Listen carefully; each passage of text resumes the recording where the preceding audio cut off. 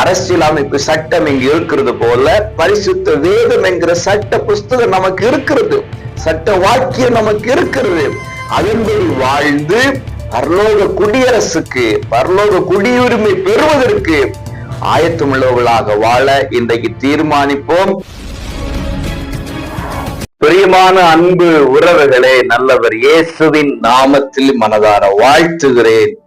நீங்கள் சுகமாய் இருக்கும்படி செபிக்கிறேன். நம்முடைய இந்திய தேசம் சுதந்திரம் அடைந்து அரசியல் அமைப்பு சட்டம் இயற்றப்பட்டு இந்த நாளை குடியரசு தின நாள் என்று சொல்லி நினைவு கூறப்படுகிறது.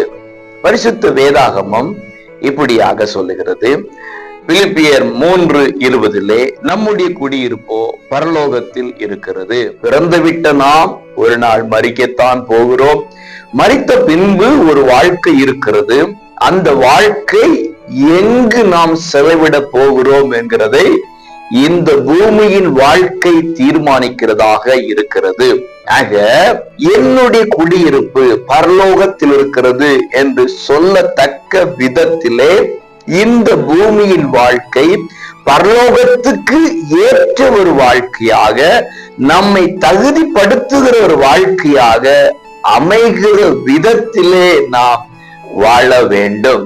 அரசியல் அமைப்பு சட்டம் இங்கு இருக்கிறது போல பரிசுத்த வேதம் என்கிற சட்ட புஸ்தகம் நமக்கு இருக்கிறது, சட்ட வாக்கியம் நமக்கு இருக்கிறது. அதன்படி வாழ்ந்து பரலோக குடியரசுக்கு, பரலோக குடியுரிமை பெறுவதற்கு ஆயத்தமுள்ளவர்களாக வாழ இன்றைக்கு தீர்மானிப்போம். ஏசப்பா வரப்போகிறார், அங்கு நம்மை அழைத்து செல்ல போகிறார். ஆயத்தப்படுவோம், பரலோக ராஜ்யத்தின் புத்திரராக. God bless you.